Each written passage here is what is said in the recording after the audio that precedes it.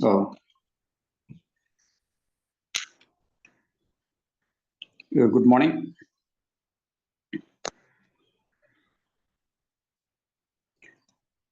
നമ്മൾ ബേസിക് ആയിട്ടുള്ള കുറച്ച് കാര്യങ്ങൾ കഴിഞ്ഞ ട്രെയിനിങ്ങിൽ പറഞ്ഞിരുന്നു. അതിലുള്ള ആളുകളാണ് ഇപ്പോഴും ഉള്ളത് എന്നാണ് ഞാൻ കരുതുന്നത്. രോഗങ്ങളില്ലാതെ ജീവിക്കുക, വെൽനസ് എന്ന് പറഞ്ഞാൽ സ്വസ്ഥത എന്ന് പറഞ്ഞാൽ ശാരീരികമായിട്ടുള്ള സ്വസ്ഥത, ശാരീരികമായിട്ടും മാനസികമായിട്ടും എല്ലാം ഉൾപ്പെട്ട സ്വസ്ഥതയാണ് വെൽനസ് എന്ന് പറയുന്നത്. രണ്ട് തരം സമീപനമാണല്ലോ, ഒന്ന് വെൽനസ് ഉണ്ട്, മറ്റൊന്ന് സിക്നസ് ഉണ്ട്. അപ്പൊ നമ്മൾ ജീവിതത്തിന്റെ മറ്റെല്ലാ രംഗങ്ങളിലും വെൽനസ് കൊണ്ടാണ് പലപ്പോഴും ജീവിക്കുന്നത്. ഒരാളുടെ സാമ്പത്തികമായിട്ടായാലും, അതേപോലെ സാമൂഹികമായിട്ടായാലും, എഡ്യൂക്കേഷനിലായാലും, ബിസിനസ് സംബന്ധമായിട്ടായാലും ഒക്കെ നമ്മൾ അവിടെ വെൽനസ് കീപ്പ് ചെയ്യാൻ ശ്രമിക്കുന്നു, അല്ലെങ്കിൽ പരമാവധി വെൽനസോട് കൂടിയിട്ട് ചെയ്യാനുള്ള നിയമങ്ങൾ കൊണ്ടാണ് പോകുന്നത്. അതുകൊണ്ട് അതിന്റെ സ്വാസ്ഥ്യം നമുക്ക് കിട്ടുന്നു.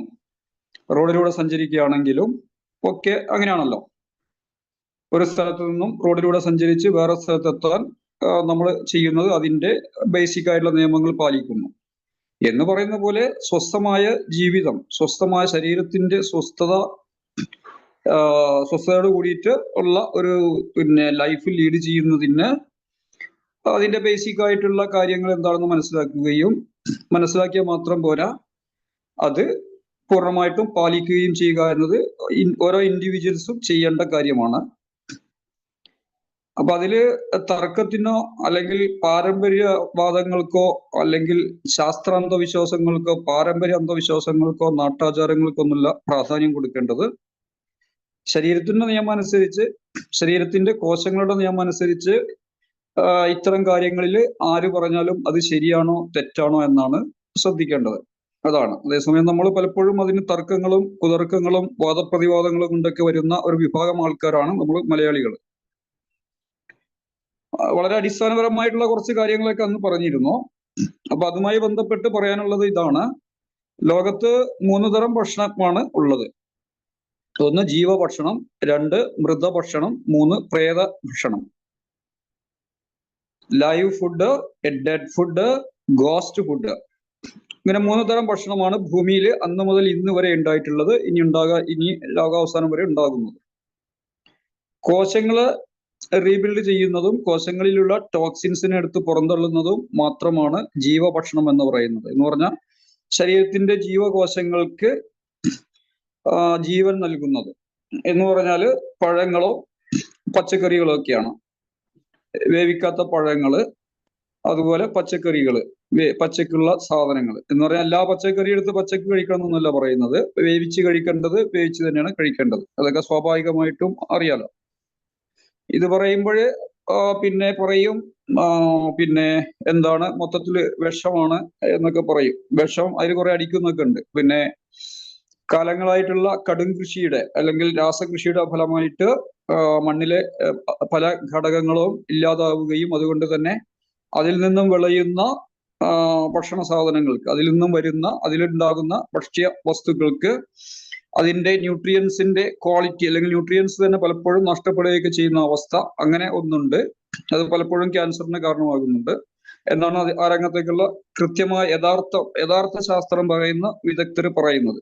ശാസ്ത്രം 2 തരമുണ്ട്: കപടശാസ്ത്രമുണ്ട്, യഥാർത്ഥ ശാസ്ത്രമുണ്ട്. യഥാർത്ഥ ശാസ്ത്രം അനുസരിച്ച് അല്ലെങ്കിൽ ജീവന്റെ നിയമം അനുസരിച്ച് ആളുകൾ ജീവിക്കാൻ തുടങ്ങിക്കഴിഞ്ഞാല് സിക്നസ് ഇൻഡസ്ട്രിക്ക് അങ്ങേയറ്റത്തെ കോട്ടം തട്ടും. എന്ന് പറഞ്ഞാൽ മരുന്ന് കച്ചവടവും ഹോസ്പിറ്റൽ വ്യവസായമൊക്കെ കുറെ താഴോട്ട് പോകും. അപ്പൊ അതുകൊണ്ട് അതിന് കോട്ടം തട്ടുന്ന രീതിയിലുള്ള ഒരിടത്തേക്ക് ആളുകളെ ഒരിക്കലും നയിച്ചു കൊണ്ടുപോവുകയില്ല. അതൊക്കെ ഇതിന്റെ ചില മറികളാണ്.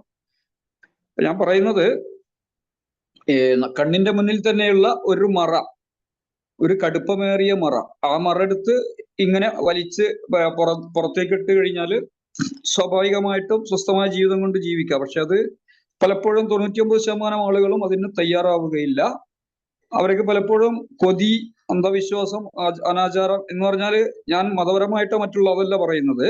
ഇങ്ങനെ പാരമ്പര്യമായിട്ടുള്ള കുറെ വിശ്വാസങ്ങളൊക്കെ ഉണ്ട്. അമിതമായിട്ട് കാർബോഹൈഡ്രേറ്റ് കഴിക്കുക, അമിത ഭക്ഷണം കഴിച്ചാല് പിന്നെ ആരോഗ്യം ഉണ്ടാകും. അതുപോലെ ഇങ്ങനെയൊക്കെയുള്ള കുറെ കാര്യങ്ങളുണ്ട്. അതാണ് ഞാൻ ഈ അന്ധവിശ്വാസങ്ങൾ എന്നൊക്കെ പറയുന്നത്. അതൊരു അന്ധവിശ്വാസം തന്നെയാണ്. അതേപോലെ ശാസ്ത്രം ഉണ്ട്. അപ്പൊ ശാസ്ത്രം ഉള്ളത് കൊണ്ട് നമുക്ക് ശാസ്ത്രത്തിന് കഴിയും എന്ത്, എങ്ങനെ ജീവിച്ചാലും നമുക്ക് ആരോഗ്യം തിരിച്ചു തരും ശാസ്ത്രം എന്നൊക്കെയുള്ള അന്ധവിശ്വാസങ്ങൾ. ശാസ്ത്രവും അതുപോലെ ടെക്നോളജിയും ഒക്കെ അത്യാവശ്യ ഘട്ടങ്ങളിൽ എന്ന് പറഞ്ഞാൽ നമുക്ക് പിന്നെ വല്ല ആക്സിഡന്റ് കേസിലോ അല്ലെങ്കിൽ ഇങ്ങനെയൊക്കെ ജീവിച്ചിട്ടും ചിലപ്പോൾ ചെറിയ ചെറിയ വിഷയങ്ങൾ വരാം. അതിനൊക്കെ നമുക്ക് അതിനുള്ളതാണ് ചികിത്സയും ഹോസ്പിറ്റലൊക്കെ. അതല്ലാതെ തെറ്റായ രീതിയിലുള്ള ശരീരത്തിനെ തെറ്റായ രീതിയിൽ കൊണ്ടു നടന്നു അതിനുള്ള എല്ലാ പ്രശ്നങ്ങളും ഉണ്ടായി എന്നിട്ട് അവിടെ പോയിട്ട് ഇങ്ങനെ ആരോഗ്യം ഇങ്ങനെ ഇങ്ങോട്ട് ഒരു വീട്ടിന്റെ ജനല് പൊളിഞ്ഞു പോയി, അപ്പൊ ഒരു ജനല് വാങ്ങിയിട്ട് മറ്റൊന്ന് പുതിയ ജനല് വെക്കാം, അല്ലെങ്കിൽ വാതിൽ വെക്കാം, അല്ലെങ്കിൽ പിന്നെ വണ്ടിയുടെ ഗ്ലാസ് മാറ്റാം. ഇതുപോലുള്ള ഒന്നല്ല, ഇങ്ങനെ വാങ്ങാൻ പറ്റുന്ന ഒന്നല്ല യഥാർത്ഥത്തിലുള്ള ആരോഗ്യം അല്ലെങ്കിൽ വെൽനെസ് എന്നൊക്കെ പറയുന്നത്. അത് നമ്മൾ വളരെ അടിസ്ഥാനപരമായിട്ട് വളരെ ബേസിക് ആയിട്ട് മനസ്സിലാക്കേണ്ട കാര്യമാണ്. അപ്പൊ നമ്മൾ പറഞ്ഞു വന്നത് ജീവഭക്ഷണം എന്ന് പറഞ്ഞു. അതില് പഴങ്ങള്, അതായത് മനുഷ്യന് കിട്ടേണ്ട വൈറ്റമിൻസും അതേപോലെ മിനറൽസും 5 ഘടകങ്ങളാണല്ലോ. അതൊക്കെ നമ്മൾ മുമ്പ് പറഞ്ഞു കഴിഞ്ഞതാണ്. മനുഷ്യന് ബേസിക് ആയിട്ടുള്ള ന്യൂട്രിയൻസ് കിട്ടണം.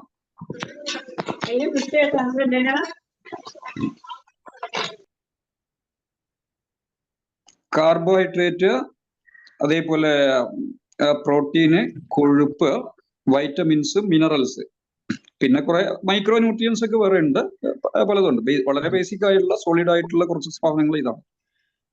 അപ്പൊ ഇതില് ഈ വൈറ്റമിൻസും മിനറൽസും കിട്ടുന്നത് പഴങ്ങളിൽ നിന്നാണ്. പഴങ്ങളിൽ നിന്നും പച്ചക്കറികളിൽ നിന്നാണ് ഏറ്റവും കൂടുതൽ ഇത് കിട്ടുന്നത്. പഴങ്ങളിൽ നിന്ന് തന്നെ കിട്ടേണ്ടതുണ്ട്. അപ്പൊ ഇത് പിന്നെ കഴിച്ചാല് എന്താ പറയാ, വിഷമാണെന്നൊക്കെ പറഞ്ഞിട്ട് കഴിക്കാതിരിക്കും. അല്ലെങ്കിൽ അതിന്റെ പ്രധാന കാരണം അതൊന്നല്ല, അത് ഭക്ഷണമേ അല്ല എന്നാണ് പലപ്പോഴും വിചാരിക്കുന്നത്. അത് ഭക്ഷണമാണോ? ഭക്ഷണം എന്ന് പറയുന്നത് ചോറ് മാത്രം. ചോറില്ലാത്തൊന്നും ഭക്ഷണമല്ല. പിന്നെ മീന്, മാംസം, ഇതൊക്കെ ആർക്കും ഒരല്പസ്വല്പം വേണമെങ്കിൽ. പിന്നെ പച്ചക്കറി ഒരു സ്പൂൺ ഉപ്പേരി, ഒരു സ്പൂൺ 1.5 സ്പൂണ്, ഇങ്ങനെയൊക്കെയുള്ള മരപ്പട്ടത്തരം കൊണ്ടാണ് ജീവിക്കുന്നത്. അപ്പൊ അതിനൊക്കെ പകരം എന്ത് കഴിക്കുക? മൊത്തത്തിൽ അങ്ങോട്ട് കാർബോഹൈഡ്രേറ്റ് അമിതമായിട്ട് കഴിക്കുക. എന്നിട്ട് അതിന്റെ പേരിൽ നമ്മളെ മെറ്റബോളിസം ഒക്കെ മൊത്തം തകരാറാവും. ഒരു 35, 32, 40 വയസ്സാകുമ്പോഴേക്കും ഏകദേശമൊക്കെ തീരുമാനമാവും. ഇങ്ങനെയൊക്കെയുള്ള, ഞാൻ വിശദമായിട്ട് പറയാം, ഇങ്ങനെയൊക്കെയുള്ള ഒരു സ്റ്റൈലാണ് കൊണ്ടു നടക്കുന്നത്. എന്നിട്ട് വരുമ്പോ എന്ത് സംഭവിച്ചാലും അതിനൊക്കെ കുറ്റം ദൈവത്തിനാ. ദൈവം തന്നതല്ലേ, ദൈവം തരല്ലേ, നമ്മൾ എന്താ ചെയ്യാന്ന് പറയും. ദൈവം തന്നെയാണ് തരുന്നത്. പക്ഷേ ബേസിക് ആയിട്ടുള്ള റൂൾസും റെഗുലേഷനും പാലിക്കാൻ നമുക്ക് നമ്മുടെ ബാധ്യതയാണ്. അത് ഒരു ബിസിനസ് കൊണ്ട് നടക്കുന്ന ഒരാള് ബിസിനസ് പിന്നെ തെറ്റായ രീതിയിൽ കൊണ്ടു നടന്നിട്ട് അത് പൊട്ടിപ്പോയി, കസ്റ്റമേഴ്സിനോട് മോശമായിട്ട് പെരുമാറുകയോ, അല്ലെങ്കിൽ അവിടുത്തെ ക്യാഷ് ഫ്ലോ ശരിയായ രീതിയിൽ ചെയ്യാതിരിക്കുകയോ, അല്ലെങ്കിൽ അത് തുറക്കുന്നതും അടക്കുന്നതും ശരിയായ രീതിയിൽ ചെയ്യാതിരിക്കുകയോ, അല്ലെങ്കിൽ എവിടെയാണോ അത് ചെയ്യേണ്ട സ്ഥലം ആ പ്ലേസ് തെറ്റായ സ്ഥലത്ത് ചെയ്യുകയോ, അല്ലെങ്കിൽ കാലാവസ്ഥയുടെ കാരണം, അല്ലെങ്കിൽ അങ്ങനെ പല കാരണമാവാം ഒരു ബിസിനസ് പൊട്ടാൻ എന്ന് പറയുന്ന പോലെ. അപ്പൊ ഇതൊക്കെ ശ്രദ്ധിച്ചിട്ടാണ് ഒരു ബിസിനസ് ഒരാൾ ചെയ്യുന്നത്. ഇതിലേതെങ്കിലുമൊക്കെ കുഴപ്പം വരുത്തി ചെയ്തത് പൊട്ടിപ്പോകും. അപ്പൊ ഇതൊക്കെ നമുക്കറിയാം. എന്ന് പറയുന്ന പോലെ പിന്നെ ആരോഗ്യം അല്ലെങ്കിൽ രോഗങ്ങളില്ലാത്തൊരു അവസ്ഥ എന്ന് പറയുന്നത് പിന്നെ അങ്ങനെ വെറുതെ ഉണ്ടാകുന്നതല്ല. അതിൻ്റെതായ രീതിയിൽ ഇങ്ങനെ കൊണ്ടുപോകേണ്ടതാണ്. അതിന്റെ നിയമം അങ്ങനെയാണ്. പിന്നെ നമ്മൾ കുറെ തെറ്റായ രീതി ശീലിച്ചു, അല്ലെങ്കിൽ നാട്ടുകാർ മുഴുവൻ അതാണ് ചെയ്യുന്നത്, അല്ലെങ്കിൽ എന്റെ കുടുംബക്കാര്, എന്റെ പിന്നെ സമുദായക്കാര്, എന്റെ മതക്കാർ ഇങ്ങനെ ചെയ്യുന്നത് എന്നതുകൊണ്ടൊന്നും അത് ശരിയായിക്കോണമെന്നില്ല. അത് ശരീരത്തിന്റെ നിയമം അനുസരിച്ച് ശരിയോ തെറ്റോ എന്നാണ് നോക്കേണ്ടത്. ഇവര് ചെയ്യുന്നുണ്ട്, അവര് ചെയ്യുന്നുണ്ട്, അവരെങ്ങനെയാണെന്നൊക്കെ പറഞ്ഞ് അതിൽ യാതൊരു അർത്ഥമില്ല. അപ്പൊ ജീവഭക്ഷണം, ലൈവ് ഫുഡ് എന്ന് പറയുന്നത് ഈ പഴങ്ങളോ പിന്നെ വേവിക്കാത്ത പച്ചക്കറികൾ, പ്രധാനമായിട്ട് പഴങ്ങൾ തന്നെയാണ്. പഴങ്ങളും പച്ചക്കറികളാണ് ലൈവ് ഫുഡ് എന്ന് പറഞ്ഞാൽ. ഇതിൽ കോശങ്ങളെ റീബിൽഡ് ചെയ്യുന്നത്, കോശങ്ങളെ ടോക്സിൻസിനെ എടുത്ത് ഒഴിവാക്കുന്നതുമാണിത്. ഇതിൽ പിന്നെ വൈറ്റമിൻസും മിനറൽസും കിട്ടുന്നത് പഴങ്ങളിൽ നിന്നാണ്. ശരിയായ രീതിയിൽ അതിൽ നിന്ന് കിട്ടേണ്ടത് അതിൽ നിന്ന് തന്നെ കിട്ടണം. കാരണം ഈ ഹലാൽ തൊയ്യിബായ ഭക്ഷണം എന്നൊക്കെ പറയുന്നുണ്ടല്ലോ ഖുർആനില്. കുലു വഷ്റബു വലാ തുസ്രിഫു എന്ന് ഖുർആനിൽ പറയുന്നുണ്ട്. കുലു തിന്നോളൂ, വഷ്റബു കുടിച്ചോളൂ, വലാ തുസ്രിഫു അമിതമാകരുത് എന്ന് പറയുന്നുണ്ട്. ഇത് പറഞ്ഞു കഴിഞ്ഞാൽ പറയും അതൊക്കെ പിന്നെ നമ്മുടെ മതത്തിൽ തന്നെ പറഞ്ഞിട്ടുണ്ട്, മതത്തിൽ പറഞ്ഞിട്ടൊക്കെ ഉണ്ട്. ഇതിൽ മാത്രമല്ല, എല്ലാ മതത്തിലും പറഞ്ഞിട്ടുണ്ട്. അപ്പൊ അത് പറഞ്ഞതുകൊണ്ടൊന്നും കാര്യമില്ല, പ്രവർത്തിക്കുന്നുണ്ടോ എന്നുള്ള. മാത്രമല്ല അത് സ്റ്റേജിലും പേജിലും ഒക്കെ പറയുകയൊക്കെ ചെയ്യും. പറഞ്ഞതുകൊണ്ട് കാര്യമില്ല, അത് പ്രവർത്തിച്ചാലേ കാര്യമുള്ളൂ. വണ്ടി ഓടിക്കുന്നത് അതിന്റെ നിയമങ്ങൾ പാലിക്കണം എന്ന് എല്ലാവരും ഇങ്ങനെ പറഞ്ഞു നടക്കില്ലല്ലോ, പ്രവർത്തിക്കുന്നതുകൊണ്ടല്ലേ ഒരിടത്തുനിന്ന് വേറൊരിടത്തേക്ക് അയാളുടെ കൃത്യമായ ഡെസ്റ്റിനേഷനിൽ വണ്ടിയും കൊണ്ട് എത്താൻ പറ്റുന്നത്, അല്ലെങ്കിൽ നടന്നു പോകുമ്പോൾ എത്താൻ പറ്റുന്നത് അതുകൊണ്ടാണ്. അപ്പോ അത് പാലിക്കുക എന്നുള്ളത് നിർബന്ധമാണ്. അത് ഓരോ വ്യക്തിയും ചെയ്യേണ്ട കാര്യമാണ്. അവര് ചെയ്യുന്നുണ്ടോ ഇവര് ചെയ്യുന്നുണ്ടോ. പിന്നെ അങ്ങനെയൊക്കെ ജീവിച്ചാലും ചെറിയ ചെറിയ വിഷയങ്ങൾ വരാതിരിക്കാം. അതൊക്കെ സ്വാഭാവികമാണ്. അത് പിന്നെ നമ്മുടെ ജീവിതം മൊത്തം പിന്നെ സ്വർഗീയമാകും എന്നൊന്നും ആരും എഴുതി ഒപ്പിട്ട് വന്നിട്ടില്ലല്ലോ. അപ്പൊ അതൊക്കെ ആവാം. പക്ഷെ ബേസിക് ആയിട്ട് ഇങ്ങനെയുള്ള കാര്യങ്ങൾ, പല കാര്യങ്ങളും ബേസിക് റൂൾസും റെഗുലേഷനും പാലിച്ചിട്ട് കുഴപ്പങ്ങൾ വരുന്നില്ലല്ലോ എന്ന് പറഞ്ഞ പോലെ ഇതും ചെയ്യേണ്ടതാണ്.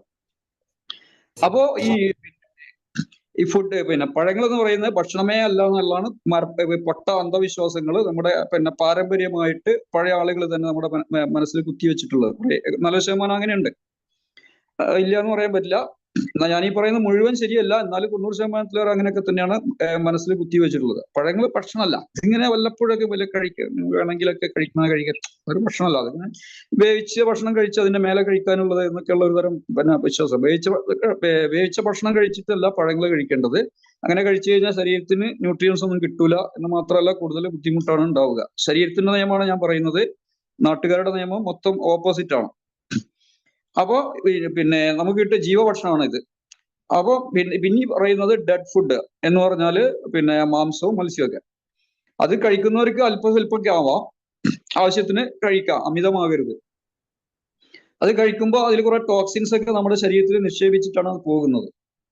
പ്രധാനമായിട്ട് പിന്നെ കൊഴുപ്പും അതേപോലെ പ്രോട്ടീൻസ് ഒക്കെ നന്നായിട്ട് കിട്ടുന്നുണ്ട്, അത് ശരി തന്നെയാണ്.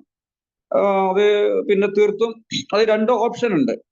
പ്രോട്ടീൻ കിട്ടുന്നതിന് നോൺ വെജിനെ ആശ്രയിക്കാം, മത്സ്യവും മാംസവും കഴിക്കാം, അങ്ങനെയുള്ളവർക്ക് അത് കഴിക്കാം. ഇനി അത് പറ്റൂല, അത് ഹറാമാണെന്ന് വിശ്വസിക്കുന്നവർക്ക്, അത് നിഷിദ്ധമാണെന്ന് വിശ്വസിക്കുന്നവർക്ക് വേറെ ഓപ്ഷൻ ഉണ്ട്. എന്ന് പറഞ്ഞാല് സസ്യങ്ങളുടെ, അതായത് പയറോ ചെറുപയറോ വൻപയറോ അല്ലെങ്കിൽ ഗ്രീൻ പീസോ പരിപ്പ് വർഗ്ഗങ്ങളോ, ഇതും പ്രോട്ടീന്റെ സോഴ്സ് തന്നെയാണ്. അപ്പൊ ഇതിൽ ഏത് വേണം? സസ്യ പ്രോട്ടീൻ വേണോ, അതേപോലെ പിന്നെ മൃഗ പ്രോട്ടീൻ വേണോ? പാല് എന്നൊക്കെ പറയുന്ന അതും നോൺ വെജ് തന്നെയാണ് കേട്ടോ. കോഴിമുട്ടയും നോൺ വെജ് തന്നെയാണ്. അത് ഇതെല്ലാം എന്നൊക്കെ പറഞ്ഞ് പിന്നെ വാദിക്കുന്ന ആൾക്കാരൊക്കെ ഉണ്ട്. അപ്പൊ അത് ഒക്കെ ഓരോരുത്തരുടെ ഇഷ്ടമാണ്, എന്ത് വേണം എന്ത് വേണ്ട എന്നൊക്കെ ഉള്ളത്. പക്ഷെ എന്തായാലും ഈ മൃഗ പ്രോട്ടീൻ കഴിക്കാം. ഇത് അമിതമായിട്ട് കഴിച്ചു കഴിഞ്ഞാലൊക്കെ ബുദ്ധിമുട്ടാണ്. മീനിനേക്കാളും കൂടുതൽ കുഴപ്പമുണ്ടാക്കുന്നത് മാംസം തന്നെയാണ്, ഇറച്ചി തന്നെയാണ്. ഇതൊക്കെ ഒരു മിതമായിട്ട് പോയാൽ കഴിയുന്നതും പകല് കഴിക്കുക എന്നൊക്കെയാണ് അതിന് ചെയ്യാനുള്ളത്.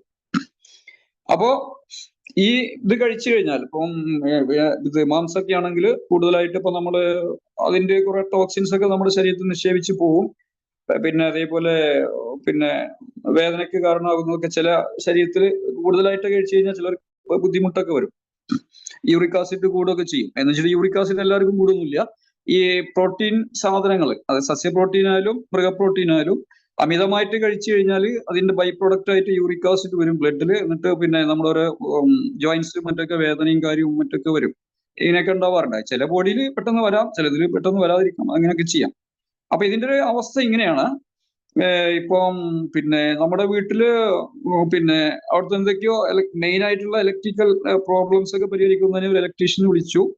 അയാള് ഫാൻ ശരിയാക്കി, AC ശരിയാക്കി, പിന്നെ ഹീറ്ററൊക്കെ ശരിയാക്കി പോയി. എല്ലാം പോയപ്പോ പിന്നെ ഒരു ട്യൂബ് കത്തുന്നില്ല, പിന്നെ കിച്ചണിൽ തീരെ വർക്ക് ചെയ്യുന്നില്ല, അങ്ങോട്ട് പവർ തീരെ ഇല്ല, പുറത്തൊരു ലൈറ്റ് കത്തുന്നില്ല, ബെഡ്റൂമിൽ 2 ലൈറ്റ് ഉണ്ട്, ഒരു ലൈറ്റ് കത്തുന്നു വേറെ ലൈറ്റ് കത്തുന്നു, ഇങ്ങനെയൊക്കെ ആയെന്ന് വിചാരിക്കാം. ഇതേപോലെയാണ് പലപ്പോഴും ഈ നോൺ വെജ് സാധനങ്ങൾ കൂടുതലായിട്ട് കഴിച്ചു കഴിഞ്ഞാൽ ശരീരത്തിൽ വരുന്നത്. എന്തെങ്കിലുമൊക്കെ പ്രശ്നങ്ങൾ ഉണ്ടാക്കിയിട്ടായിരിക്കും പോവുക. അപ്പൊ അതിൻ്റെതായ ചില ബുദ്ധിമുട്ടൊക്കെ ഉണ്ടാവും. പിന്നെ നമ്മുടെ ഒരു പാരമ്പര്യ രീതിയൊക്കെ അനുസരിച്ച് കുറച്ചെങ്കിലും എന്തെങ്കിലുമൊക്കെ ഇങ്ങനെ നമ്മൾ ബാലൻസ്ഡ് ഫുഡ് പലപ്പോഴും കഴിക്കാറില്ല. അപ്പൊ അങ്ങനെയൊക്കെ ആണെങ്കിലും ഒരുവിധം അഡ്ജസ്റ്റ് ചെയ്ത് പോകുന്നത് ഈ മത്സ്യം മറ്റൊക്കെ കഴിക്കുന്നത് കൊണ്ടാണ്. അതുകൂടി അതിന്റെ കൂടെ പറയണം. അപ്പൊ പിന്നെ ഇതെല്ലാം പെട്ടെന്ന് നിർത്തി, എന്നാലോ പിന്നെ സസ്യ പ്രോട്ടീൻ ഒന്നും വേണ്ടത്ര കഴിക്കുന്നുമില്ല. അങ്ങനെയൊക്കെ ആയി കഴിഞ്ഞാൽ പിന്നെ രണ്ടും അല്ലാത്ത കോലത്തിലാവും. നായരും അല്ല പട്ടരും അല്ലാത്ത കോലത്തിൽ എന്നൊക്കെ പറയില്ലേ, എന്ന് പറയുന്ന പോലെയൊക്കെ ആവും. അപ്പൊ അങ്ങനെയൊക്കെ ആകുന്നൊരു അവസ്ഥ ഉണ്ടാവരുത്. ബാലൻസ്ഡ് ഫുഡ് എന്ന് പറയുന്ന സാധനം നമുക്ക് അലങ്കാരത്തിനുള്ള പറയാനുള്ള ഒരു സാധനമായിട്ടാണ് മലയാളിയൊക്കെ കൊണ്ടു നടക്കുന്നത് പലപ്പോഴും. അപ്പോ ഈ നോൺ വെജ് ഫുഡ് കഴിക്കാം, മിതമായിട്ടൊക്കെ കഴിക്കാം. പ്രത്യേകിച്ച് മീനൊക്കെ, ഫ്രഷ് മീൻ എന്നൊക്കെ നമുക്ക് ഒമേഗ ഫാറ്റ്, പിന്നെ ഒമേഗ 3 ഫാറ്റി ആസിഡ്, ഇങ്ങനെ കുറെ സാധനങ്ങളൊക്കെ കിട്ടുന്നൊക്കെ ഉണ്ട്. അത് ഫ്രഷ് ആയിരിക്കണം, കഴിയുന്നത്ര ഫ്രഷ് ആയിരിക്കണം. പഴക്കം ചെന്നതോ അല്ലെങ്കിൽ അമോണിയ ഇട്ടതോ മൂത്രമൊഴിച്ചതോ ഒന്നും ആവരുത്. ഇങ്ങനെയൊക്കെയുള്ള യൂറിയക്ക് വേണ്ടി മൂത്രമൊഴിച്ചൊക്കെ വെക്കാറുണ്ട് പണ്ട് മത്സ്യം. ഇപ്പൊ കുറച്ച് കുറവാണ്. മുമ്പൊക്കെ മഴക്കാലത്ത് ഇത്രത്തോളം മത്സ്യം കിട്ടാറില്ല. അപ്പം മൂത്രമൊഴിച്ചിട്ട് പിന്നെ അങ്ങനെയൊക്കെ ചെയ്യുന്ന പരിപാടി ഉണ്ട്. പത്രത്തിന് ഒക്കെ മുമ്പ് ഉണ്ടായിരുന്നു അങ്ങനെയൊക്കെ ഉണ്ടാവാറുണ്ട്. അപ്പോൾ കഴിയുന്നത്ര ഫ്രഷ് ആയിട്ട് കഴിക്കുക എന്നുള്ളതാണ്. പിന്നെ മൂന്നാമത്തെ അപ്പൊ പിന്നെ ലൈവ് ഫുഡ് എന്താന്ന് പറഞ്ഞു. Live food, dead food. മൂന്നാമത്തതാണ് ഗോസ്റ്റ് ഫുഡ്. ഗോസ്റ്റ് മീൻസ് പ്രേതം, പ്രേത ഭക്ഷണം എന്ന് പറയുന്നത്. എന്ന് പറഞ്ഞാല് ഈ പ്രേത ഭക്ഷണം, ഗോസ്റ്റ് ഫുഡ് ഒരു നിലക്കും ശരീരത്തിലേക്ക് അടുപ്പിക്കാൻ പാടുള്ളതല്ല. എന്ന് പറഞ്ഞാൽ all maida items, Coca Cola, Pepsi, bun, all bakery items, parotta, ഇങ്ങനെയുള്ള എല്ലാ സാധനങ്ങളും, ജങ്ക് ഫുഡുകള്, അത് നിറമുണ്ടോ, മാർക്കറ്റ് ഉണ്ടോ, ഇന്റർനാഷണൽ മാർക്കറ്റ് ഉണ്ടോ, പ്രാദേശിക മാർക്കറ്റ് ഉണ്ടോ, ഇതൊന്നും അതിന്റെ വിഷയമല്ല. ഗോസ്റ്റ് ഫുഡുകള് ശരീരത്തിനകത്തേക്ക് കൊടുത്താല് ശരീരത്തിന് വൈറ്റമിൻസും മിനറൽസും കിട്ടുന്നതാണോ, അതേപോലെ പ്രോട്ടീൻ കിട്ടുന്നതാണോ, അല്ലെങ്കിൽ ശരീരത്തിന് ഇനിയിപ്പോ പിന്നെ സ്വസ്ഥത, അതിന്റെ പിന്നെ ബൈ പ്രൊഡക്റ്റ് അല്ലെങ്കിൽ അതിന്റെ ഔട്ട്പുട്ട് എന്തായിരിക്കും എന്ന് പറഞ്ഞാൽ കിട്ടുന്ന അതിന്റെ ഫൈനൽ റിസൾട്ട് എന്തായിരിക്കും എന്നൊക്കെ നോക്കിയിട്ടും പരിഗണിച്ചിട്ടുമാണ് ഒന്ന് ഭക്ഷണമാണോ എന്ന് നോക്കേണ്ടത്. അല്ലാതെ ഞങ്ങളുടെ അടുത്തുള്ള മയമുട്ടേജി കഴിക്കുന്നുണ്ട്, പോക്കർ കഴിക്കുന്നുണ്ട്, അല്ലെങ്കിൽ കൃഷ്ണേട്ടൻ കഴിക്കുന്നുണ്ട്, ലാലു കഴിക്കുന്നുണ്ട്, ലാലു അതിന്റെ കച്ചവടക്കാരനാണ്, ഇതൊന്നും അതിന്റെ മാനദണ്ഡമല്ല. ലാലുവിന്റെ അച്ഛൻ ഡോക്ടറല്ല, ലാലുവിന്റെ ചേട്ടൻ ഡോക്ടർ, എന്നിട്ട് അവരുടെ വീട്ടിൽ പോലും ഇങ്ങനെ ഉണ്ടല്ലോ എന്നൊക്കെ പറയുന്നത്, ഒന്ന് അതിന്റെ അത്തരം സമീപനക്കാരോട് പറയാനുള്ളത്, ഒന്ന് ഒരു ശുദ്ധ വിവരക്കേട്, രണ്ട് അഹങ്കാരം, മൂന്ന് ഇതിൽ നിന്നൊക്കെ ഒഴിഞ്ഞു മാറാനുള്ള ഒരു ഉപാധി. ഇതൊക്കെയാണ്. ഇതൊന്നും അറിയാത്തതുകൊണ്ടൊന്നുമല്ല. പിന്നെ ഈ പറഞ്ഞതിൽപ്പെട്ട ബിസ്ക്കറ്റുകൾ, എല്ലാ ബിസ്ക്കറ്റ് ഐറ്റംസും 9 തരം കെമിക്കൽ ചേർത്തിട്ടാണ് ബിസ്ക്കറ്റ് ഉണ്ടാക്കുന്നത്. അപ്പം കുറെ കാലം വെക്കണമല്ലോ. അപ്പൊ അതൊക്കെ ശരീരത്തിൽ ചെല്ലുമ്പോൾ അതിനെ ഒഴിവാക്കാൻ വേണ്ടി ശരീരം ഓരോ പണി സ്വീകരിക്കും. അതാണ് പലപ്പോഴും രോഗങ്ങളായിട്ടൊക്കെ വരുന്നത്. കുട്ടികൾക്കൊക്കെ പലപ്പോഴും ബിസ്ക്കറ്റ് കൊടുക്കും, ടിവിയിലും മറ്റൊക്കെ കണ്ടിട്ടൊക്കെ. അതിലെന്താ മൈദപ്പൊടി അല്ലേ, മൈദപ്പൊടിയും കുറച്ച് പിന്നെ പഞ്ചസാര ആണെങ്കിൽ ആവാം, പഞ്ചസാര അല്ലെങ്കിൽ അതേപോലുള്ള അസ്പേട്ടോ അങ്ങനെയുള്ള എന്തും ആവാം. അപ്പൊ ഇങ്ങനെ ഈ സാധനങ്ങൾ കഴിക്കുന്നത് കൊണ്ട് ശരീരത്തിന് ദോഷം മാത്രമാണ് ഉണ്ടാവുക. നല്ലൊരു ശതമാനം പ്രശ്നങ്ങളുടെ കാരണം തെറ്റായ ജീവിത രീതി മാത്രമാണ്, നല്ലൊരു ശതമാനത്തിന്. പിന്നെ വളരെ അപൂർവം ചില രോഗങ്ങൾ ചിലർക്ക് പിന്നെ പാരമ്പര്യമായിട്ടൊക്കെ അല്ലെങ്കിൽ ബൈ ബർത്ത് ആയിട്ട് എന്തെങ്കിലും കിഡ്നിക്ക് പ്രശ്നം അങ്ങനെയൊക്കെ ആയിട്ട് അപൂർവമായിട്ടൊക്കെ വരാം. അല്ലെങ്കിൽ 120 കൊല്ലം ജീവിക്കാൻ പറ്റുന്ന കിഡ്നിയും കൊണ്ടൊക്കെയാണ് ആളെ പിന്നെ ഇങ്ങോട്ട് പടച്ചു വിടുന്നത്, മിക്കവാറും എല്ലാ ആളുകളെ. അപ്പൊ അതൊക്കെ നമ്മൾ കേടുവരുത്തിയിട്ടാണ്, മരുന്ന് കഴിച്ചിട്ടും അല്ലെങ്കിൽ ഭക്ഷണം കഴിച്ചിട്ടും കളറ് കഴിച്ചിട്ടും ഇങ്ങനെയൊക്കെയാണ് സംഭവിക്കുന്നത്. അപ്പൊ ഇതെല്ലാം കേട്ട് പിന്നെ അതിലൊക്കെ എന്തെങ്കിലും പാലിക്കുന്നുണ്ട് എന്നുണ്ടെങ്കിൽ മാത്രമേ അപ്പൊ ഈ സമയം ഇവിടെ ചെലവഴിക്കുന്നതിന് വല്ല പ്രയോജനം ഉണ്ടാവുകയുള്ളൂ. ഇതെല്ലാം കേട്ടിട്ട് ഒക്കെ ശരിയാണെന്ന് പിന്നെ അതേ മുന്നിലെ മാപ്പിള പറയുന്ന പോലെ ചിന്താവാന്ന് പറഞ്ഞിട്ട് അങ്ങനെ പറയുന്നോണ്ട് പോകുന്നതുകൊണ്ട് യാതൊരു പ്രയോജനവും ഇല്ല. അപ്പൊ ഇത് ഈ പറഞ്ഞ കാര്യങ്ങൾ, ബേസിക് ആയിട്ടുള്ള കാര്യങ്ങൾ മനസ്സിലാക്കുകയും അതനുസരിച്ച് ജീവിതം പിന്നെ കൊണ്ടുപോവുകയും ചെയ്യുക എന്നുള്ളതാണ്. പലപ്പോഴും ഒരു ഹോസ്പിറ്റൽ ഇങ്ങനെ പറയാറുണ്ട്, a hospital, a bakery is equal to a hospital. ഒരു ബേക്കറി തുറന്ന ഒരു ഹോസ്പിറ്റൽ തുറക്കുക എന്നുള്ളതാണ് തത്വം. അത് പലപ്പോഴും വടക്കൻ കേരളത്തിലേക്ക് കുറെ കൂടുതലായിട്ട് കാണുന്നുണ്ട്. പലപ്പോഴും എല്ലായിടത്തും ഉണ്ട്, വടക്കോട്ടൊക്കെ അങ്ങോട്ട് പോകുമ്പോൾ കൂടുതലായിട്ടാണ് കാണുന്നത്. കാരണം മൈദയും പഞ്ചസാരയും ഏറ്റവും കുഴപ്പങ്ങൾ ഉണ്ടാക്കുന്നത് മൈദയും പിന്നെ പഞ്ചസാരയും മറ്റൊക്കെയാണ്. മൈദ പിന്നെ 3 പിന്നെ വെളുത്ത വിഷവസ്തുക്കൾ എന്നൊക്കെ പറയാറുണ്ട്, എല്ലാവർക്കും അറിയാലോ. അല്ലെങ്കിൽ 5 വിഷവസ്തുക്കൾ എന്ന് പറയാറുണ്ട്. അപ്പൊ മൈദ ഒരിക്കലും നമുക്ക് അതിന്റെ പൂർണ്ണ രീതിയിലുള്ള ഒരു ഭക്ഷണമല്ലല്ലോ. അതിന് ഗോതമ്പ് പിന്നെ എല്ലാം എടുത്ത് കളഞ്ഞ് പിടിച്ച് അങ്ങനെ എല്ലാം വന്നിട്ട് വരുന്ന കുറെ ഒരു ബൈ പ്രൊഡക്റ്റ് ആണ്. അതിന്ന് കുറച്ച് കാർബോഹൈഡ്രേറ്റ് മറ്റൊക്കെ കിട്ടും. പലപ്പോഴും അത് കുടലിൽ പോയി ഒട്ടിക്കിടക്കുക മറ്റൊക്കെയാണ് ചെയ്യാറുള്ളത്. ബേക്കറി ഐറ്റംസ് എല്ലാം അങ്ങനെ തന്നെ. ഇനി വല്ലപ്പോഴും ഒരു ലഡു മറ്റൊക്കെ ഒന്ന് കഴിച്ച് ഒരാൾ കഴിച്ചതുകൊണ്ട്, ലഡു എന്ന് പറയുന്നത് ഇതാണ് പിന്നെ കടലപ്പൊടിയാണ്. പക്ഷെ പഞ്ചസാര അതിൽ വലിയ പ്രശ്നമാണ്, പഞ്ചസാരയും കളറും ഒക്കെ ഉണ്ട്. അപ്പൊ ഈ പഞ്ചസാര കരിമ്പിൽ നിന്ന് എടുക്കുന്നതല്ലേ എന്നാ ചോദിക്കാറുള്ളത്. പ്രകൃതിയിൽ നിന്ന് കിട്ടുന്നതല്ലേ കരിമ്പ് എന്നൊക്കെ ചോദിക്കും. പ്രകൃതിയിൽ നിന്ന് കരിമ്പ് കിട്ടുന്ന, പക്ഷെ അത് പിന്നെ ആട്ടി നീരെടുത്തിട്ട് അതിലുള്ള കുറെ വൈറ്റമിൻസും മിനറൽസും മറ്റെല്ലാം ഒഴിവാക്കി അതിൽ കാർബോഹൈഡ്രേറ്റ് മാത്രമാണുള്ളത്. പിന്നെ കുറെ കെമിക്കലൊക്കെ ചേർത്തിട്ട് പ്രോസസ്സ് ചെയ്തൊക്കെ വരുന്നത്. അപ്പൊ അത് ശരീരത്തിലേക്ക് ചെന്ന് കഴിഞ്ഞാൽ അതിനെ ദഹിപ്പിക്കണം എന്നുണ്ടെങ്കിൽ ഈ ഇതിന്റെ ഈ രൂപത്തിൽ ശരീരത്തിന് അതിനെ ദഹിപ്പിക്കാൻ പറ്റില്ല. അപ്പൊ അതിനെ ദഹിപ്പിക്കണമെങ്കിൽ അതിൽ നിന്ന് എടുത്തു കളഞ്ഞ പിന്നെ മിനറൽസും പിന്നെ വൈറ്റമിൻ B12 ഇങ്ങനെ കുറെ സാധനങ്ങളുണ്ടല്ലോ, കാൽസ്യം, ഇതെല്ലാം എല്ലിൽ നിന്നും പല്ലിൽ നിന്നൊക്കെ വലിച്ചെടുക്കും ശരീരം. കുടലിലേക്ക് വളരെ ശീഘ്രഗതിയിൽ വലിച്ചെടുക്കും. അങ്ങനെ വലിച്ചെടുത്തിട്ട് അതിന് ദഹിപ്പിക്കാറുള്ളത്. അപ്പൊ അതുകൊണ്ട് അവിടങ്ങളൊക്കെ ദുർബലപ്പെട്ടു പോകും. അതിന്റെ കൃത്യമായ കാരണം അതാണ്.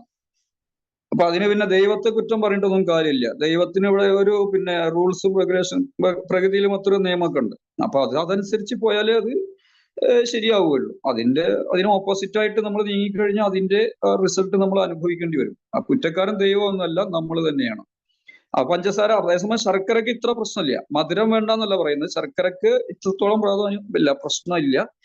ശർക്കര എന്ന് പറയുന്നത് പലപ്പോഴും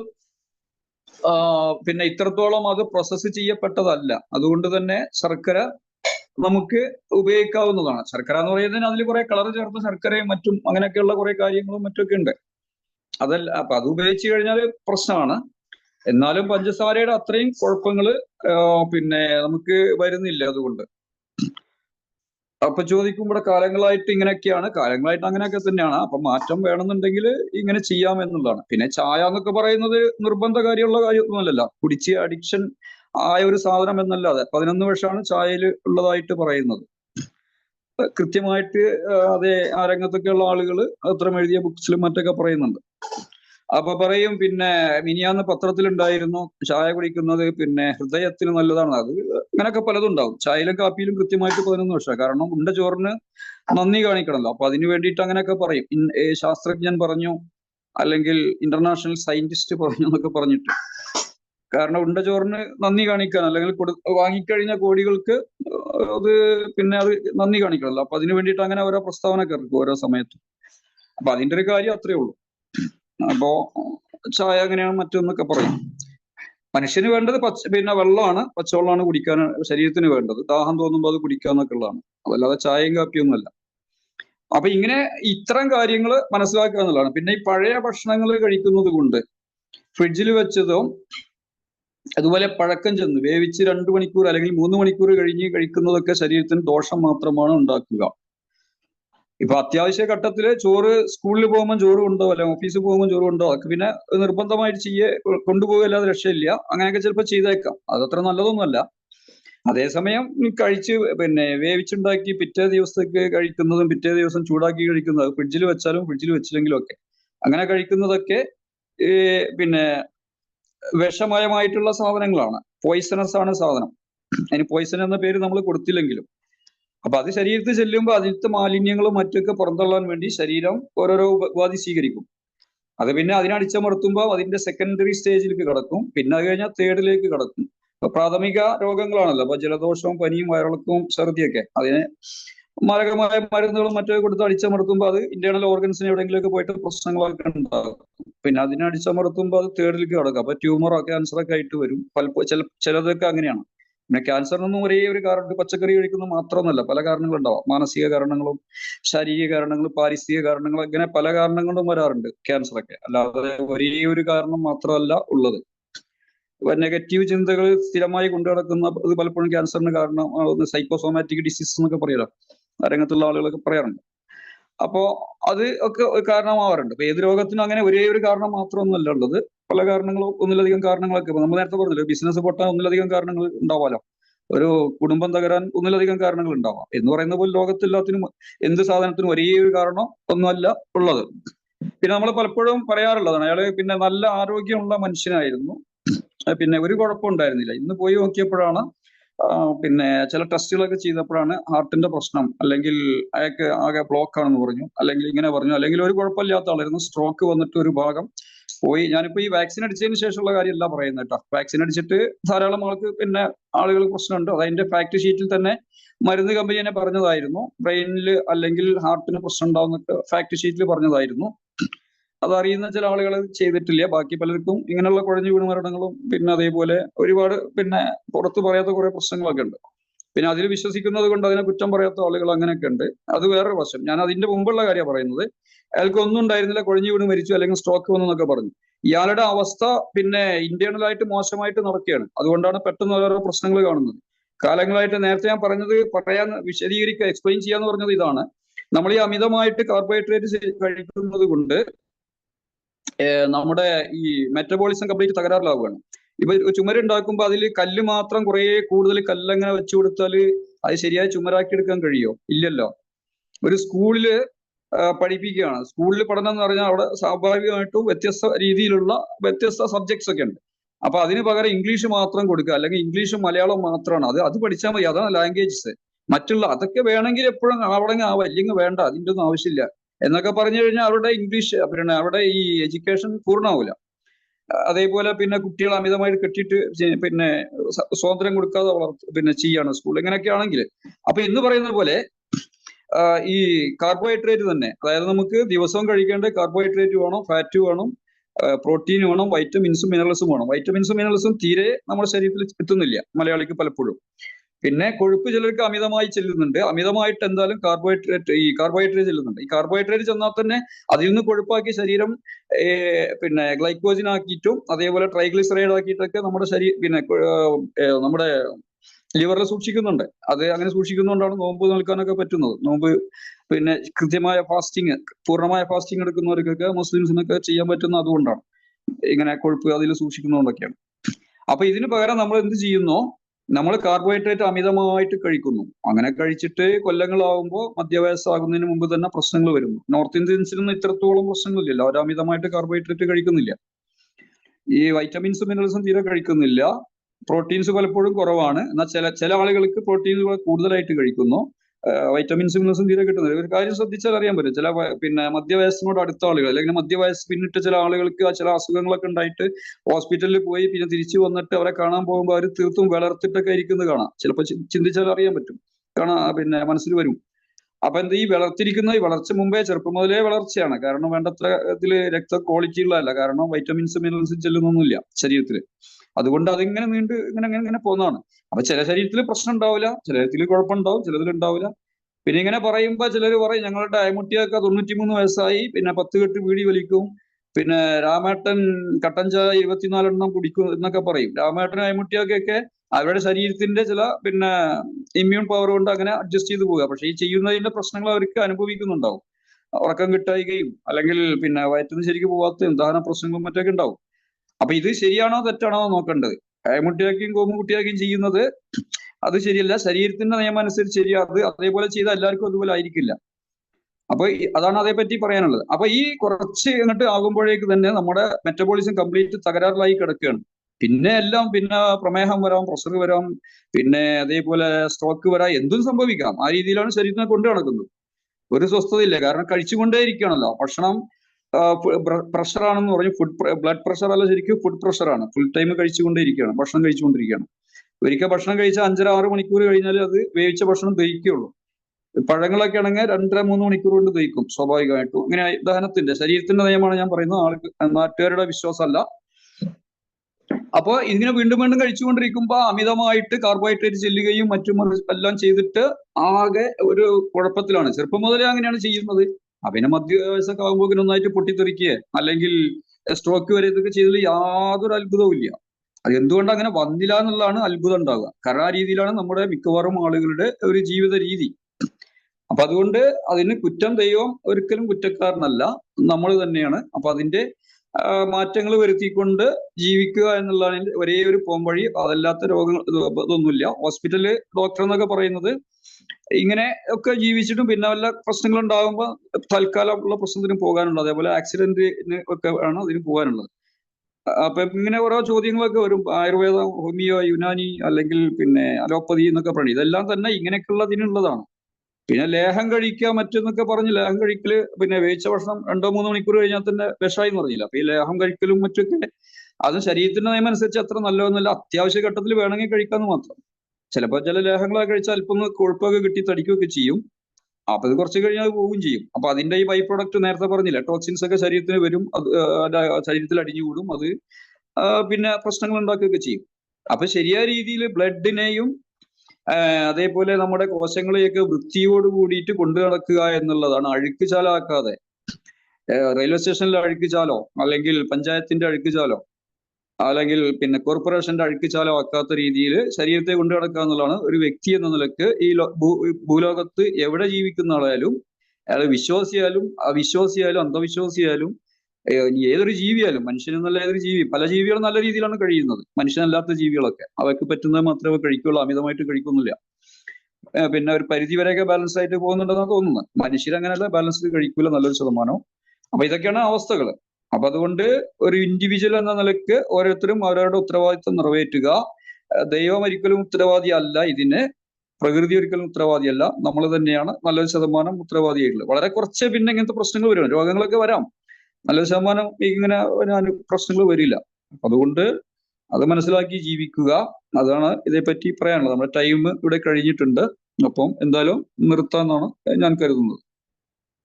അത്യാവശ്യം എന്തെങ്കിലും ചോദിക്കുമ്പോൾ 1-2 ക്വസ്റ്റ്യൻസ് ഒക്കെ ചോദിക്കുക. ടൈം കഴിഞ്ഞിട്ടുണ്ടാവും. എനിക്ക് ഒരു 5 മിനിറ്റ്സ് വരെയൊക്കെ എനിക്കും ആവാം. അങ്ങനെയുള്ളവരുണ്ടെങ്കിൽ ഇരിക്കാം, അല്ലെങ്കിൽ നമുക്ക് ഇവിടെ ക്ലോസ് ചെയ്യാം. Good morning. Good morning. പിന്നെ എന്റെ ഈ ഭക്ഷണത്തിന്റെ കാര്യം പറഞ്ഞപ്പോ മകൻ തീരെ ഭക്ഷണം കഴിക്കില്ല. പക്ഷെ അത്യാവശ്യം ഞാൻ എന്തെങ്കിലും ഇങ്ങനെ നല്ല ഭക്ഷണം നോക്കി കൊടുക്കാറുണ്ട്. ഇപ്പൊ രാവിലെ സ്കൂളിൽ പോകുമ്പോഴും പിന്നെ രാവിലെ പാല് കൊടുക്കും, മുട്ട കൊടുക്കും. പിന്നെ വെച്ചാൽ എനിക്ക് ഏകദേശം അത് കഴിച്ചാൽ തന്നെ അവന് ഏകദേശം ഓക്കെ ആണ് രാവിലത്തെ ആ സ്കൂൾ പോകുന്ന ടൈമിന്റെ ഉള്ളിൽ. പക്ഷെ നാസ്ത കഴിക്കാന് ഹസ്ബൻഡ് ഇങ്ങനെ നിർബന്ധിക്കും അവനോട്. അവനത് പറ്റൂല. ഇത് രണ്ടും കഴിച്ചു കഴിഞ്ഞാൽ തന്നെ. അപ്പൊ അപ്പനെ വഴക്ക് പറയും, നീ നാസ്ത കൊടുക്കാണ്ട് അയക്കുന്നത് അങ്ങനെ പറയും. അപ്പൊ ഇത് എന്താണ്, അപ്പൊ എന്താണ് എന്റെ ഒരു അങ്ങനെ കുട്ടിക്ക് എത്ര വയസ്സായിട്ടുണ്ട്? ഇപ്പൊ 10 വയസ്സ്. 10 ആയിക്കണം അല്ലെ? പാല് എത്ര കുടിക്കും?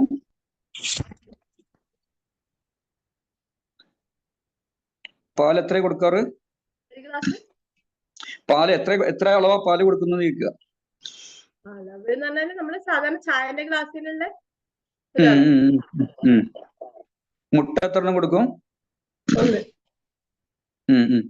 ഒന്നാമത് മനസ്സിലാക്കേണ്ടത് പിന്നെ പാലും മുട്ടയും സ്ഥിരമായിട്ട് കൊടുക്കാൻ പറ്റിയ മനുഷ്യന്റെ ഭക്ഷണമല്ല എന്നുള്ളതാണ്. പാല് വല്ലപ്പോഴൊക്കെ അങ്ങനെ കൊടുക്കാം, അതും തന്നെ കാലത്തൊക്കെ തന്നെ കൊടുക്കാൻ പാടുള്ളൂ.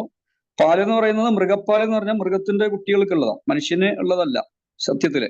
ആ പാല് തന്നെ പിന്നെ തൈരായിട്ട് കഴിക്കുന്നതാണ് ഏറ്റവും നല്ലത്. തൈരായിട്ട് സ്കൂളിലേക്ക് ഭക്ഷണത്തിലോ മറ്റൊക്കെ കൊണ്ടുപോകുന്നതാണ് ഏറ്റവും നല്ലത്. ഇനി വല്ലപ്പോഴൊക്കെ കഴിക്കാം, പിന്നെ പുതിയ പാലൊക്കെ ആണെങ്കിൽ ഇങ്ങനെ കഴിക്കാം. അപ്പൊ പറയും മുഹമ്മദ് നബി പാല് കുടിച്ച്, ശ്രീകൃഷ്ണൻ പാല് കുടിച്ച്. അവര് പച്ചപ്പാല് മെയിൻ ഫുഡായിട്ട് കഴിക്കുകയാണ് ചെയ്തത്. മെയിൻ ഫുഡായിട്ട് പച്ചപ്പാലാണ് കഴിച്ചത്, വേറെ ഒന്നും അതിന്റെ കൂടെ കഴിച്ചിട്ടും മറ്റൊന്നുമില്ല. ഇത് പിന്നെ 8 മാസമൊക്കെ ആകുമ്പോഴേക്കും ഈ മൃഗത്തിന്റെ കുട്ടി വലിയ വലിപ്പം വെക്കാൻ വേണ്ടി അത്ര അളവിലുള്ള പ്രോട്ടീനും മറ്റുള്ള പിന്നെ ന്യൂട്രിയൻസ് ഒക്കെ ഉള്ള സാധനമാണ് ഈ പാലെന്ന് പറയുന്നത്. അത് മനുഷ്യനെ കഴിച്ചു കഴിഞ്ഞാൽ പലപ്പോഴും ദഹന പ്രശ്നങ്ങളും മറ്റുണ്ടാവും, അലർജി ഉണ്ടാവും, കുറെ പ്രശ്നങ്ങളൊക്കെ വരാം. രാത്രിയാണെങ്കിൽ കൂടുതൽ ബുദ്ധിമുട്ടാണ്. ഇത് പിന്നെ ഇപ്പോൾ ഈ പകല് കഴിക്കുന്നതുകൊണ്ട് അല്ലെങ്കിൽ രാവിലെ കഴിക്കുന്നതുകൊണ്ട് സൂര്യനുള്ള സമയത്താവുമ്പോൾ ഒരു പരിധി വരെയൊക്കെ അങ്ങോട്ട് അഡ്ജസ്റ്റ് ചെയ്ത് പോകുന്നുണ്ടാവാം. അപ്പോ അങ്ങനെ ഇടയ്ക്ക് ആഴ്ചയിൽ 2 ദിവസമൊക്കെ വേണമെങ്കിൽ കഴിക്കാം. അല്ലെങ്കിൽ ആ പാല് കൊണ്ട് നല്ല തൈര് ഉണ്ടാക്കുക, കഴിയുന്നത്ര പുളി കുറഞ്ഞ തൈരാക്കിയിട്ട് ചോറിന് കൊടുത്തേക്കുക, ഏറ്റവും നല്ലത് അതാണ്. പാലെന്ന് പറയുന്നത് അപ്പൊ പറയും കാൽസ്യം കിട്ടൂലെന്ന്. കാൽസ്യം പാലിൽ മാത്രമൊന്നുമില്ല, മീനിലും പിന്നെ ചീരന്റെ ഇലയിലൊക്കെ കാൽസ്യം ഒക്കെ ഉണ്ട്. അത് നമ്മളെ ഗ്രസിച്ചു കഴിഞ്ഞാൽ അല്ലെങ്കിൽ ലോകം മൊത്തത്തിൽ ഗ്രസിച്ചു കഴിഞ്ഞ ഒരു അന്ധവിശ്വാസത്തിന്റെ ഭാഗമാണ്. സമ്പൂർണ്ണ ആഹാരമാണ് പാൽ എന്നൊക്കെ പറഞ്ഞിട്ട് പിന്നെ പാല് മാത്രം കഴിച്ചാൽ പോരെ. പിന്നെ മുട്ട എല്ലാ ദിവസവും കൊടുക്കുന്നത് നല്ലതല്ല, പിന്നെ ആഴ്ചയിൽ 3 എണ്ണമൊക്കെ ആവാം. പിന്നെ ഈ പാല് മുട്ടയും കഴിച്ചിട്ട് പിന്നെ മറ്റേ കഴിക്കാൻ തോന്നാത്തത് കുട്ടിക്ക് അത്ര ആവശ്യം ഉണ്ടാവുള്ളൂ, അതുകൊണ്ടാണ് കഴിക്കാൻ തോന്നാത്തത്. പിന്നെ ഭക്ഷണം ഒരിക്കലും നിർബന്ധിച്ച് കൊടുക്കാൻ പാടില്ല, ചെറിയ കുട്ടിയായാലും വലിയ കുട്ടിയായാലും അത്രേ ആവശ്യം ഉണ്ടാവുള്ളൂ. പിന്നെ കുറെ കുട്ടികൾക്കൊക്കെ പാരമ്പര്യ രീതികളൊക്കെ ഉണ്ട്. പലപ്പോഴും ഈ ചില രീതികളൊക്കെ ചെറുപ്പത്തിൽ ഭക്ഷണം കുറച്ച് കഴിക്കും, പിന്നെ കുറച്ചുകൂടി വലിപ്പം വെച്ചിട്ട് കൂടുതൽ ഭക്ഷണം കഴിക്കുള്ളൂ. അങ്ങനെയൊക്കെ ചില ആളുകൾ പിന്നെ കുട്ടികളൊക്കെ പലപ്പോഴും ഉണ്ടാവാറുണ്ട്. അപ്പൊ എന്തായാലും എല്ലാ ദിവസവും ഇത് കൊടുത്തു കഴിഞ്ഞാൽ കുട്ടിക്ക് ഭാവിയിൽ എന്തായാലും പ്രശ്നം ഉണ്ടാവും എന്നുള്ളത് യാതൊരു സംശയവുമില്ല. ഹാർട്ടിന് വരെ പ്രശ്നങ്ങൾ ഉണ്ടാവാം. കാരണം ഈ പാല് സ്ഥിരമായിട്ട് കഴിക്കുന്നത് ഒരിക്കലും നല്ലതല്ല. കൂടുതൽ ഞാൻ പറഞ്ഞു കഴിഞ്ഞാൽ അത്രയും പേടിയാവും, കാരണം അങ്ങോട്ടൊക്കെ അതിന്റെ പോക്ക്, പിന്നെ ഈ പാല് സ്ഥിരം കഴിക്കുന്നത്. അപ്പൊ പിന്നെ പറയും ഞങ്ങളുടെ നാട്ടിലെ നായന്മാർ കഴിക്കാറുണ്ട്, മാപ്പിളമാർ കഴിക്കുക, അതൊക്കെ എല്ലാം ശരി തന്നെയാണ്, കഴിക്കുന്നുണ്ടാവാം, കഴിച്ചിട്ടുണ്ടാവും, ഇപ്പോഴും കഴിക്കുന്നുണ്ടാവാം. ശരീരത്തിന്റെ നിയമം അനുസരിച്ച് ശരിയോ തെറ്റോ എന്നുള്ളത് നോക്കണ്ട. അപ്പൊ എല്ലാ ദിവസവും പാല് കൊടുക്കാതിരിക്കുക. മുട്ട ആഴ്ചയിൽ 2 എണ്ണം 3 എണ്ണമൊക്കെ ആവാം, ഒരു 2 ദിവസം 3 ദിവസമൊക്കെ കൊടുക്കുക. സ്ഥിരം എല്ലാ ദിവസവും മുട്ട കൊടുക്കുന്നത് നല്ലതൊന്നുമില്ല. അതിന് ആ സമയത്ത് ആ കുട്ടിക്ക് എന്താ കൊടുക്കേണ്ടത്? കുളി കഴിഞ്ഞ് വന്ന ഫ്രൂട്ട്സ് കൊടുക്കുക. ഈ ഇപ്പൊ ഇവിടെ സമയമില്ലാത്തതുകൊണ്ട് ഞാൻ അതിന്റെ കൂടെ പറയുന്നത്, എല്ലാ ദിവസവും കുളി കഴിഞ്ഞ് വന്ന 3-4 തരം ഫ്രൂട്ട്സ് കഴിക്കുകയാണ് വേണ്ടത്. അതിനുശേഷം ബാക്കി എത്രയാണോ വേവിച്ച ഭക്ഷണം വേണ്ടത് അത് കഴിച്ചിട്ടാണ് നമ്മൾ ജോലിക്ക് പോകേണ്ടത്. ഇനി 3-4 തരം പറ്റുന്നില്ലെങ്കിൽ, 3-4 തരം എന്ന് പറയുന്ന ഏറ്റവും വില കൂടിയ വാങ്ങണമെന്നല്ല, എന്തെങ്കിലും ഉള്ള പഴങ്ങൾ. ഇനി 3-4 പറ്റുന്നില്ലെങ്കിൽ 2 തരമെങ്കിലും കഴിക്കുക. ഇനി അതിന് കാശ് ചിലവാക്കിയില്ല, അതിന്റെ ഇരട്ടിയായിട്ട് പലിശയായിട്ട് കോമ്പൗണ്ട് ഇൻട്രസ്റ്റ് ആയിട്ട് പിന്നീട് ഹോസ്പിറ്റലിലും മെഡിക്കൽ ഷോപ്പിലും ലാബിലുമായിട്ട് കൊടുത്തു പോകുന്നതിൽ യാതൊരു സംശയവും വേണ്ട. അപ്പോൾ കാരണം ശരീരത്തിന് കിട്ടേണ്ട പലതും കിട്ടൂല. അതുകൊണ്ട് സാംക്രമിക രോഗങ്ങൾ ഉണ്ടാവും, മറ്റു പല രോഗങ്ങളും ഒക്കെ ഉണ്ടാവാം. അപ്പൊ ഈ കുട്ടിക്ക് ചെയ്യേണ്ടത് ഒരു 3 ആഴ്ച ഒന്ന് പരീക്ഷിച്ച് നോക്കുള്ളൂ. ഏതെങ്കിലും 3-4 തരം ഫ്രൂട്ട്സ് കുളിക്കുന്നതിന് മുമ്പ് ഭക്ഷണം കഴിക്കാൻ പാടില്ല, കുളിച്ചിട്ടേ ഭക്ഷണം കഴിക്കാൻ പാടുള്ളൂ. കാരണം ഈ ഭക്ഷണം ചെന്ന് കഴിഞ്ഞാൽ അതിന്റെ ദഹന പ്രക്രിയ നടക്കുന്ന സമയത്ത് നമ്മൾ പിന്നെ ശരീരത്തിൽ വെള്ളം ഒഴിച്ചു കഴിഞ്ഞാൽ അതിനൊക്കെ പിന്നെ തടസ്സപ്പെട്ട് കഴിഞ്ഞാൽ അതൊക്കെ ഇന്റേണൽ ഓർഗൻസിനൊക്കെ പൊതുവിൽ കേടാണ്. അതൊരിക്കലും നല്ലതല്ല. പലപ്പോഴും സ്ത്രീകൾ ഇങ്ങനെ ചെയ്യാറുണ്ട്. അതുകൊണ്ട് തന്നെ പലപ്പോഴും പല ബുദ്ധിമുട്ടും പിന്നെ ശാരീരികമായിട്ട് ബുദ്ധിമുട്ടുകളൊക്കെ ഉണ്ടാവാറുണ്ട്. അപ്പം കാലങ്ങളായിട്ട് ചെയ്യുന്നവരുണ്ടെന്നൊക്കെ പറയും. കാലങ്ങളായിട്ട് ചെയ്യുന്നവർ അതിന്റെ ബുദ്ധിമുട്ടുകൾ അനുഭവിച്ചുകൊണ്ടിരിക്കുന്നുണ്ട്. അപ്പൊ കുട്ടികൾ എന്നല്ല, ആർക്കായാലും നമ്മൾ ചെയ്യേണ്ടത് ഇതാണ്. ബാലൻസ്ഡ് ഫുഡ് കഴിയുന്നത്രേ കഴിക്കുക. രാവിലെ പിന്നെ കുളി കഴിഞ്ഞാൽ ഈ പറഞ്ഞ ഇത് കൊടുക്കുക, പിന്നെ ഫ്രൂട്ട്സ് കൊടുക്കുക. അതിന്റെ മേലെ പിന്നെ പാലൊക്കെ വേണമെങ്കിൽ കൊടുക്കുക. ആഴ്ചയിൽ ഒരു 2 ദിവസമൊക്കെ ആവാം വേണമെങ്കിൽ. പിന്നെ അതിന്റെ അപ്പുറം അത് തൈരാക്കിയിട്ട് കൊടുക്കുക. പിന്നെ മറ്റുള്ള വേവിച്ച ഭക്ഷണം ഈ ഫ്രൂട്ട്സ് കഴിച്ച് കുറച്ച് കഴിഞ്ഞിട്ട് കഴിക്കുകയാണ് ഏറ്റവും നല്ലത്. ഇനി സമയം ഇല്ലെങ്കിൽ അപ്പൊ തന്നെ കഴിക്കുക. അതിന്റെ മേലെ എന്തായാലും ഫ്രൂട്ട്സ്, വേവിക്കാത്ത പഴങ്ങൾ എന്തായാലും കഴിക്കേണ്ടത് ഭക്ഷണത്തിന്റെ മുമ്പാണ്. അത് എപ്പോഴായാലും, ഉച്ചക്കായാലും രാത്രിയായാലും പകലായാലും ഒക്കെ അങ്ങനെ, രാവിലെ ആയാലും അങ്ങനെയാണ് കഴിക്കേണ്ടത്. ശരീരത്തിന്റെ നിയമം അങ്ങനെയാണ്. അപ്പൊ ആ കുട്ടിക്ക് പിന്നെ കുട്ടി കഴിക്കാത്തത് ഇതുകൊണ്ടാണ്. കുട്ടിക്ക് ആവശ്യമില്ല, അവന്റെ ശരീരത്തിന് വേണ്ടി വരില്ല, അപ്പൊ അവനെ നിർബന്ധിക്കേണ്ട കാര്യമില്ല. അതുകൊണ്ടാണ് കഴിക്കാത്തത്. അതേപ്പറ്റി അതാണ് പറയാനുള്ളത്. അപ്പം പിന്നെ ഫ്രൂട്ട്സ് കൊടുക്കുക. എന്നിട്ട് പിന്നെ ഒരു 1-2 ദിവസമൊക്കെ ഇങ്ങനെ പാല് ഒരു ദിവസം അങ്ങനെ കൊടുക്കുക. പിന്നെ മുട്ടയൊക്കെ കൊടുക്കുക 2 ദിവസമൊക്കെ. മറ്റുള്ള ദിവസങ്ങൾ പൊരിച്ചിട്ട് വേണമെങ്കിൽ ഉച്ചയ്ക്ക് കൊണ്ടുപോയിക്കോട്ടെ, അങ്ങനെയൊക്കെ ആവാം. ആ ഫ്രൂട്ട്സ് ഒരിക്കലും ഒഴിവാക്കരുത്. അപ്പൊ എല്ലാം ശരിയാവാം. അപ്പൊ അങ്ങനെ നിർബന്ധിക്കേണ്ട കാര്യമില്ല. അതാണ് അതേപ്പറ്റി പറയാനുള്ളത്.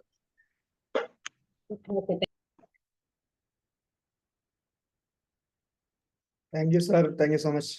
ഓക്കെ, അപ്പൊ നമുക്ക് നിർത്താം അല്ലേ? Thank you.